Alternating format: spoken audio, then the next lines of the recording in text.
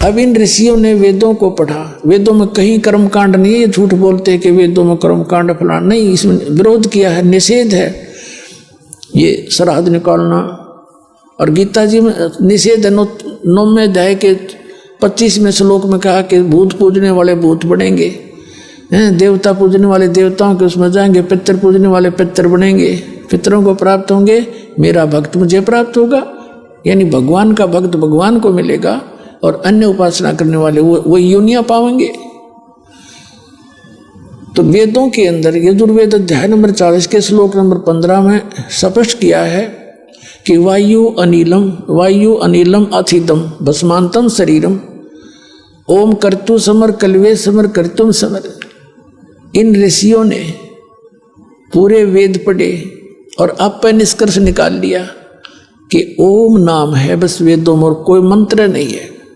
और इसका इन्होंने है तो ये ब्रह्म का, ये मान लिया उस सुप्रीम पावर का, क्योंकि इनको तत्वदर्शी संत मिला नहीं। तो कहने का भाव है कि वेदों में स्पष्ट किया है कि उस परमात्मा की भक्ति करने से मोक्ष होगा।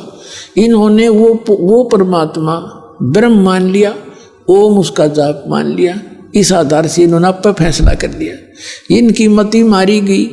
यजुर्वेद अध्याय नंबर 40 के श्लोक नंबर 10 से लेकर 13 तक स्पष्ट कर रखा है कि कोई तो भगवान को जन्म लेकर आने वाला कहता है, साकार राम कृष्ण की तरह, और कोई कहते वो कभी जन्म लेता ही नहीं, निराकार मानते हैं। ये ज्ञान निर्णय करके बताओगा तत्वदर्शी संत, उससे पूछो, उससे ज्ञान उससे सुनो, वो ज्ञान बताएगा। तो इनकी वो मति मारेगी कि वो तत्वदर्शी संत बताओगा, वो खोजो।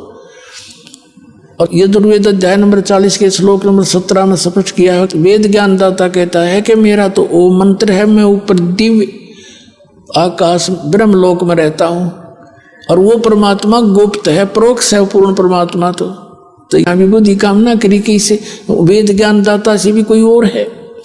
तो कहने का भाव है ये है कि गीता ज्ञानदाता 7वें अध्याय के 16वें श्लोक में कहता है और 17वें में कहता है कि ये ज्ञानी आत्मा, 18वें में भी कहता है कि ज्ञानी आत्मा है तो उद्धार, लेकिन ये मेरे वाली ही अनुत्तम साधना में लीन रहे। अब ये ज्ञानी का अर्थ क्या है? ज्ञानी वो है जिसने ये समझ में आ गया कि मनुष्य जीवन केवल मोक्ष के लिए ही प्राप्त हुआ है और इसका अन्य कोई यूज नहीं है।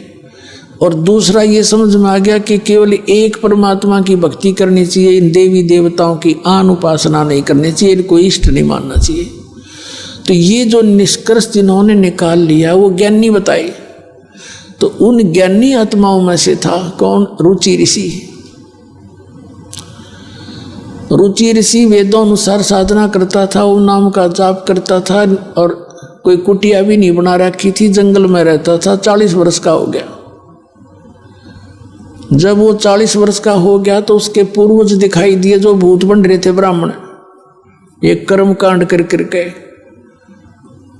4 पीढ़ी के, यानी पिताजी, दादाजी, दादाजी का पिता और फिर चौथा दादाजी, ये आकाश में दिखाई दिए और कहा, बेटा रुचि तूने विवाह क्यों नहीं करवाया?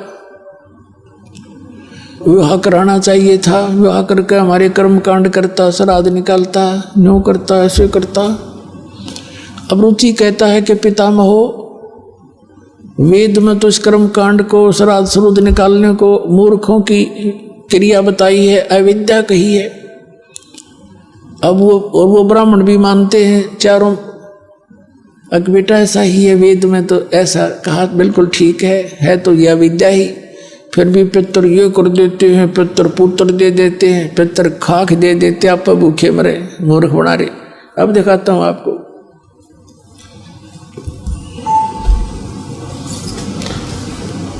ये एक मार्कंडेय पुराण है। पुण्यात्माओं, इस विद्या का लाभ आपको केवल परमात्मा पाने के लिए है। बाकी रोजी रोटी का रौला गना बड्डा ना है। 2-4 रोटी खावा आदमी, सुबह 4 शाम ने खूब गुजारा हो जा। एक कुटिया पा जा कि तो उसमें टाइम पास कर लेंगे, फिर ये पीछा सदा के लिए छूट जाएगा, सदा का सुख हो जाएगा। इस अनुसार चलोगे तो। अब देखिएगा, मार्कंडेय पुराण, गीता प्रेस गोरखपुर से प्रकाशित। गीता प्रेस गोरखपुर से प्रकाशित। ये मार्कंडेय पुराण संक्षिप्त 242 पृष्ठ पे नीचे देखिएगा। रोच्य मुनि की उत्पत्ति कथा। मार्कंडेय जी कहते हैं, ब्रह्मन पूर्व काल की बात है, प्रजापति रुचि ममता और अहंकार से रहित इस पृथ्वी पर विचरते थे। उन्हें किसी से भय नहीं था, वे बहुत कम सोते थे। उन्होंने न तो अग्नि की स्थापना की थी और न अपने लिए घर बना रखा था। वे एक बार भोजन करते और बिना आश्रम के ही रहते थे। उन्हें सब प्रकार की आसक्तियों से रहित एवं मुनिवर्ती में रहते देख उनके पितरों ने उनसे कहा। पितर बोले, बेटा, विवाह स्वर्ग और अपवर्ग का हेतु होने के कारण एक पुण्यमय कार्य है, उसे तुमने क्यों नहीं किया? गृहस्थ पुरुष समस्त देवताओं, पितरों, ऋषियों और अतिथियों की पूजा करके पुण्यमय लोकों को प्राप्त होते हैं। वह सभा के उच्चारण से देवताओं को शब्दा, शब्द से पितरों को तथा अन्नदान, बलि, वैश्वदेव आदि से भूत आदि प्राणियों एवं अतिथियों को उनका भाग समर्पित करते हैं। बेटा, हम ऐसा मानते हैं कि गृहस्थ आश्रम को स्वीकार न करने पर तुम्हें इस जीवन में कलेश पर कलेश उठाना पड़ेगा और मृत्यु के बाद और दूसरे जन्म में भी कलेश ही भोगने पड़ेंगे। रुचि कहते हैं, पितरगण, परिग्रह मात्र ही अत्यंत दुख एवं पाप का कारण होता है। ये ब्याह करवाना तो बड़ा झंझट, आपके शिक्षा दे रहे हो मेरे को, तथा उनसे मनुष्य की अधोगति होती है। यही सोचकर मैंने पहले स्त्री संग्रह नहीं किया। अब यहाँ कहते हैं, पितर बोले, ये देखो चारों भूत दिखाई दे गए बेचारे को, ये चारों भूत बन रहे, और ये इसने दिख गया अपने पितर। अब ये क्या कहते हैं? पितर बोले, बेटा, जितेंद्रिय होकर आत्मा का प्रक्षालन करना उचित है, किंतु तुम जिस मार्ग पर चल रहे हो तो मोक्ष मार्ग है। देखा कल इनकी फुटे बाग नौका जो साधन कर रहा तू तो मोक्ष मार्ग पर जा रहा है, माराड़ा करे नरकमान का तेरा गजब है ये। पितर बोले, बेटा, जितेंद्रिय होकर आत्मा का प्रक्षालन करना उचित है, किंतु तुम जिस मार्ग पर चल रहे हो वो तो मोक्ष मार्ग है, आगे देखना। ये कहता, रुचि ने पूछा, पितर महो, वेद में जो इन्होंने यहाँ बताया ना सरासरुद निकाल, वेद में रुचि ने पूछा, पितामहो, वेद में कर्म मार्ग को यानी ये भूत सरासरुद निकालन को अविद्या कहा है, फिर क्यों आप लोग मुझे उस मार्ग में लगाते हैं? पितर बोले, ये सत्य है कि कर्म को अविद्या ही कहा गया है, इसमें तनिक भी मिथ्या नहीं है। फिर भी ये तो निश्चित है विद्या की प्राप्ति एंड बैंड करना, फिर क्या टट्टू रह गया? आप भी माने जो हम बता रहे हैं वो अज्ञान है, और वेद में लिखा है, हम जो बताएं वो ये पितर भी मानते हैं। और रुचि भी कह रहा है कि वेदों में ये अविद्या मूर्खों की साधना बताइए, भूत ये पितर सरासरुद निकालना, ये पिंड भरवाना, और वो खुद भी मान रहे कि बेटा ऐसा ही है तो विद्या ही।